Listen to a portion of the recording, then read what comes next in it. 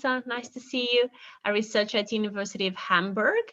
And she is going to share with us the results of her research in a presentation that she titled, I love the idea of plurilingualism? Okay, not plurilingualism. In the linguistic landscape of cities, teacher perspectives on linguistic landscapes in the foreign language classroom. So Lisa, the floor is yours. You can start your presentation, and thank you for sharing that. Yeah. Can you see that presentation? Yes, we can. You can start. Thank you. So welcome, and thank you for all the ideas and the perspective that we already heard this morning and this afternoon. So my name is Lisa, and I want to welcome you to this presentation. And I will tell you about the research that we do in this project, and beginning with a quotation from a teacher who said, I love the idea of plurilingualism in the linguistic landscape of cities. So we will have a look at the teacher perspectives on linguistic landscapes as a way of encouraging plurilingualism in the foreign language classroom. And the LoCALL project is the basis of this research and an integrative part of this presentation, as you may notice from the slides. So we will repeat some a little bit of the things that Sylvia said this morning and that was presented afterwards, but I think it will be a whole presentation this way. So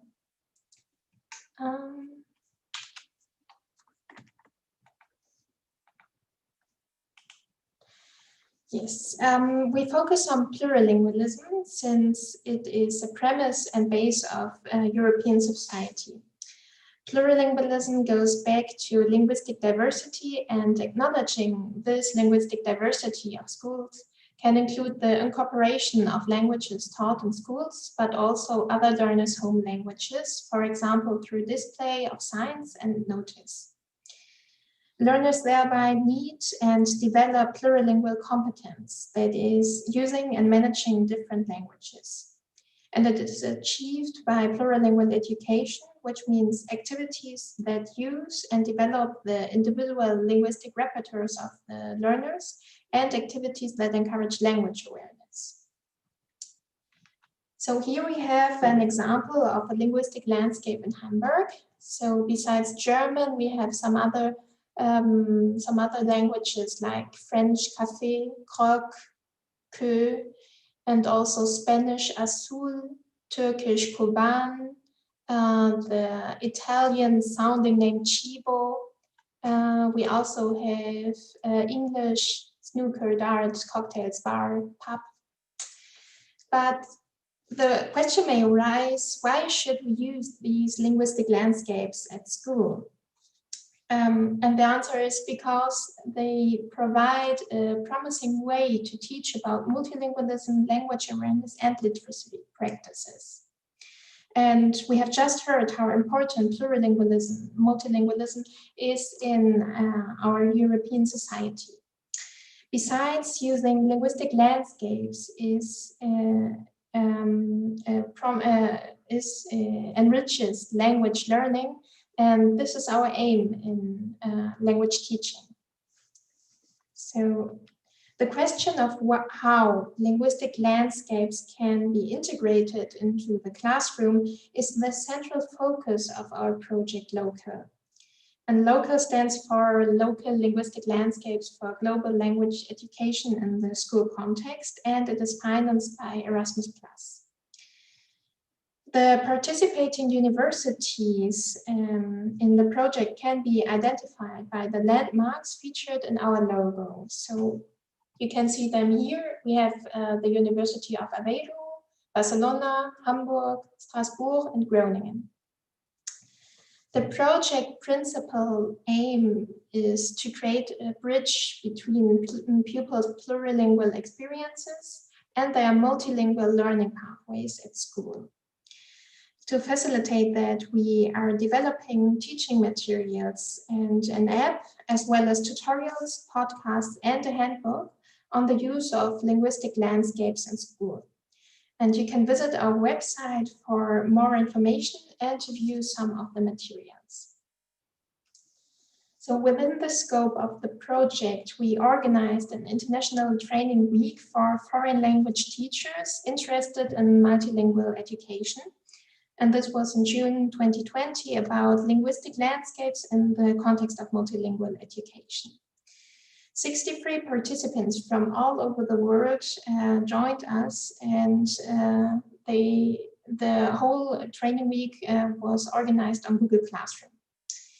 So we have different events that you can see here. So we on Monday we had some readings, and we analyzed the modules and other linguistic landscapes. We had a synchronic webinar and get-togethers. Every event, so that I just presented, every event was discussed in the forums of our Google Classroom. And this training week is the context for our research. We researched the teacher perspectives on using linguistic landscapes in the foreign language classroom as a way of encouraging plurilingualism. And our starting point for this research is firstly the statement of the European Commission that plurilingualism is important for individuals and society. And secondly, the fact that teachers' perspectives determine their teaching.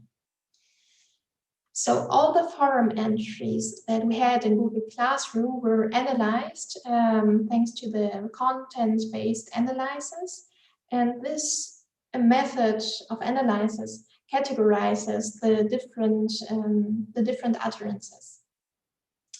So the following questions guided our analysis and the categorization. What do teachers understand by the term linguistic landscape? How do they see the integration of linguistic landscapes in the foreign language classroom? And which potentials and premises have to be considered? How does its use affect teachers and also learners? The first question, what do teachers understand under the term linguistic landscape, can be answered by looking at the answers provided by the participants who mentioned classic definitions, such as linguistic landscape is all the languages I can see in different signs in the public space, languages that I know and languages that I don't know. And the inclusive definitions, like all the languages that surrounds us in a specific public, semi-public or non-public private setting, and includes written language as well as images, sounds, buildings, clothes, bags. Some participants widened the definition when talking about linguistic landscapes as a research field in social linguistics. So, for instance, one participant posed the question, what is behind these signs, sounds, tastes, movements? And other participants mentioned the current situation in their environment and further concepts such as schoolscapes. One participant explains, while we talk a lot about our diversity's languages are not visibly and visually represented within our walls. So which premises have to be considered for the integration of linguistic landscapes in the foreign language classroom? The teachers who integrate linguistic landscapes in the foreign language classroom believe that all languages, todas las lenguas, have to and can and must have space in school and in society in general, because in the end, multilingualism is the reality. They also believe that learners should not feel obliged, but free to share the experience they want or don't want to share. Which potentials do the teachers see? They name several opportunity links with linguistic landscapes, highlighting in particular language and cultural awareness and the appreciation of languages. Participants state that linguistic landscapes are a good starting topic to talk about language and cultural diversity because it starts from the public space. Participants also state that talking about it at school makes students proud of their identity, their language biographies, their background, and avoids cultural misunderstandings. Finally, using linguistic landscapes in the classroom does not only enrich language competences, but also intercomprehension, mediation, and critical reflection. Teachers' perceptions of the use of linguistic landscapes in the foreign language classroom widen it. They include innovative and inclusive approaches in reaching a so-called linguistic sensory landscape. The idea of foodscapes, the languages on food and packages, represents another extension of the concept of linguistic landscape use at school. One participant worked with students using this method and observed fun with some translation that do not match at all. The teachers also give example of exercise they plan or already use in the classroom. One such example is Coronascapes, which refers to a linguistic landscape at home during quarantine and is like the example we just saw from Monica. And one participant mentions that them as linguistic landscape modules raising language awareness. Another example is students could even design a fictional landscape of their own using the linguistic resources they have and thus promoting their own plurilingualism. And as a way to experience languages, pupils can, as a project or homework, go around their town. So all the definitions and premises, potentials and examples mentioned here can be understood as an openness of the participating teachers towards new cultures and languages. Summarized in the forum entry, I'm learning to know more about those minority languages and cultures. Teachers also appear to be open to plurilingualism, as we can see in the title of this presentation. I love the idea of plurilingualism in the linguistic landscape of cities. Some teachers' opinions are related to creative tasks using linguistic landscapes. Thanks to them, the participants express more of their personalities and identities. The only bemol is that creative activities take a lot of time. Finally, the teachers ask for more content, more extensions, and more innovations. For example, I think it would be interesting to work linguistic landscapes with other partners. The teachers also state some effect that the integration of linguistic landscape has on learners. They highlight language awareness and the social dimension of it, which concerns power and the role of languages in our society. Because looking at linguistic landscapes makes people be more aware of how languages surround them in society, how they are influenced by it, how they navigate their daily life through this landscape thanks to it. Another important effect is that learners value their languages since they expressed that all languages are important, but especially highlighted the role of home languages, mother tongues. So to summarize the teacher perspectives, we see that linguistic landscapes are understood in an inclusive means that extend to the research field of sociolinguistic and schoolscapes. Teachers must be open to other cultures and languages and must create a safe space.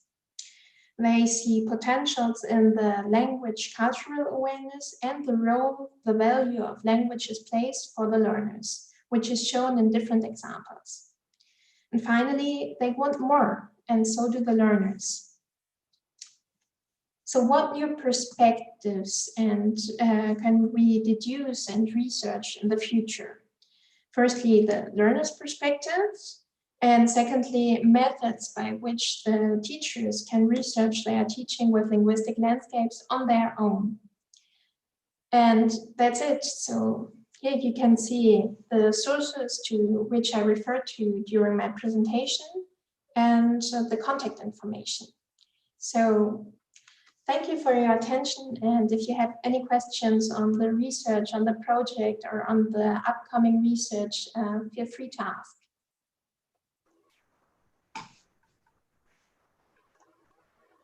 Thank you, Lisa. I think you did it. You did it all. So you asked for people to send you the questions. So if you have any questions, just please do this. I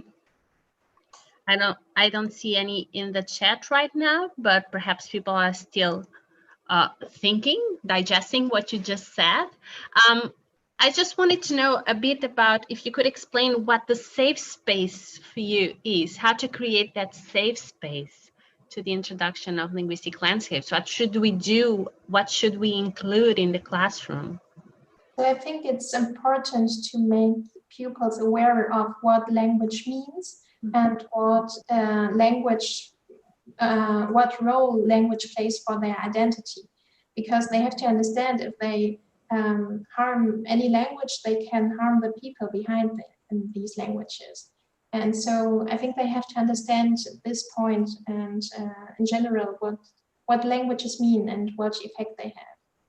Mm-hmm. And this is what has to be considered in creating such a safe space. Yeah, I was thinking about the students from Sonia, and how do minority school students feel, minority language students feel when their languages are brought up to the classroom, and how to include them and how to make this a space where they feel that they are safe enough to speak their own language and to share what they know about that language. So it's very interesting to know what we can do to promote that. Yeah, thank you. Do you have any more questions for Letitia? Is saying that's very interesting presentation and results. Thank you. Thank you for watching as well. We have many people watching. It's interesting also to know what you did with the results of the online training week. We'll be having another online training week now. I think that Ana Raquel mentioned this early this morning, but I'm also sharing with you that we'll be doing this online training week in January. So stay tuned for more things that are here to come. And I know that some student teachers are here, some researchers. So, and also feel free to enroll in this online training week in January. We'll send you more information on that. Just stay tuned to our website and also to our channels as well.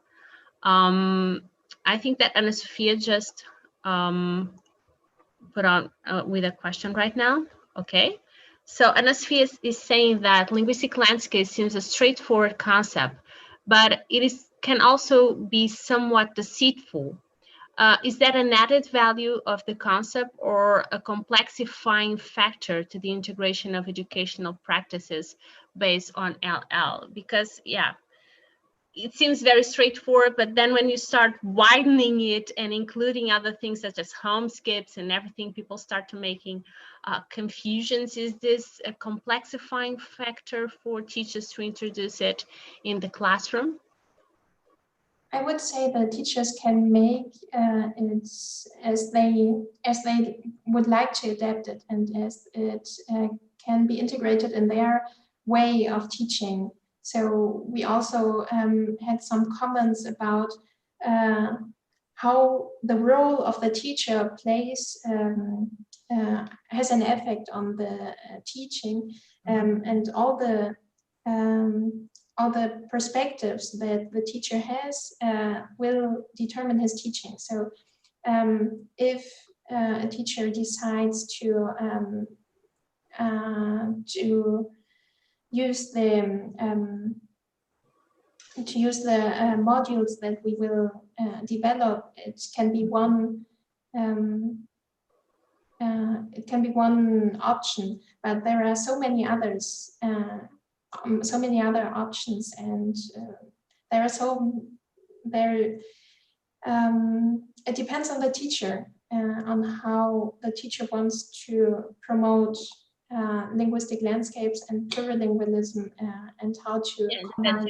Yeah, on the context also, and the type of students they have in front of them, if they are going to use the concept of homescapes, what they are going to include or not, because sometimes this is a discussion among researchers. When we're talking about the homescapes, is this really a homescape?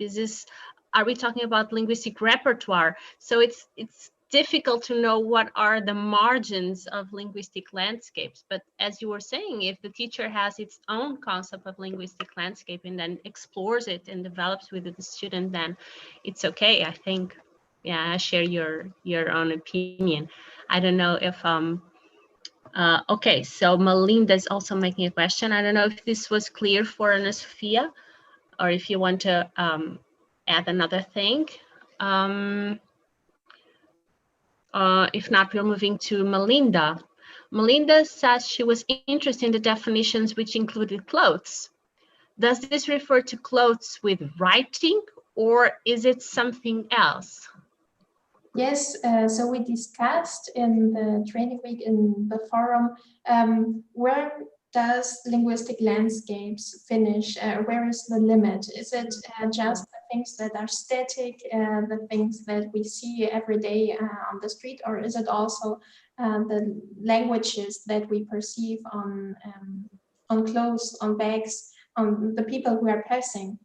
And yes, this is the more inclusive understanding of linguistic landscapes. And it's not only the languages that we see, but we heard in the webinar that also cultures can be presented without using language or written language. So it's very wide understanding of the linguistic landscape. Yeah, just seeing here if they have another question.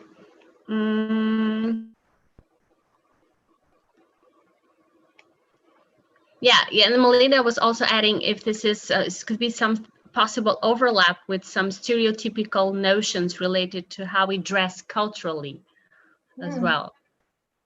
That's an interesting question. So I'm thinking about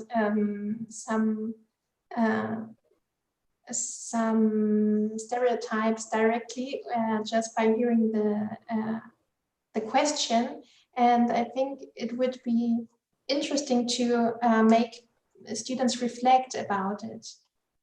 So if we include such pictures taken from people who are walking down the street and wearing specific clothes, and to analyze if in which context we have to understand it. It is really a stereotype by tourists that want to dress like the locals or dress the way they think the locals dress, or if it's the locals and they do not dress at all, is the stereotype is defined. Yeah, it's very interesting. It led me thinking as well. Wonderful questions, Melinda, making us all think. That's great. I don't know if there are any other questions. Melinda is saying, yes, good point. Yeah, it is. Any other questions that you might have?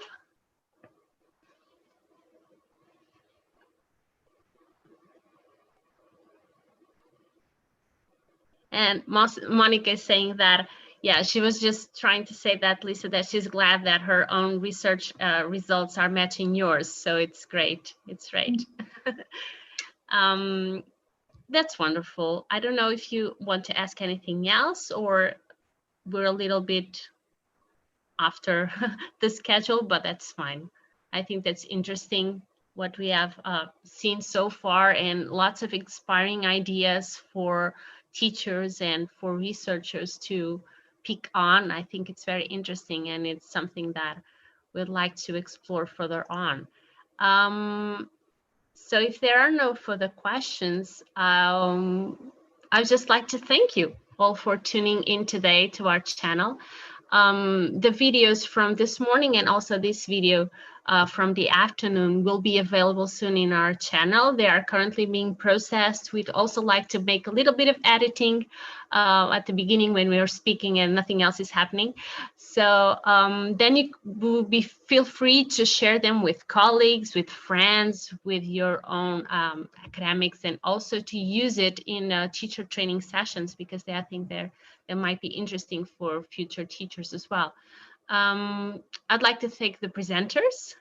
I'd like to thank Christina, who did the video, and she was really sorry that she could not answer your questions, and she also has wonderful ideas. We also asked for permission to post her video in our YouTube channel. Thank you also, Monica and Sonia and Lisa, for your availability to share your experiences, your stories. And also I'd like to say a special thanks to Bruna and Francisco, who are behind the curtains helping me, who created all the wonderful dissemination instruments we had for this event, and for their precious help during the preparation and also during the event. Thank you, Francisco, and thank you, Bruna, for all that. Once again, I'd like you to please complete the short survey that we have for the event.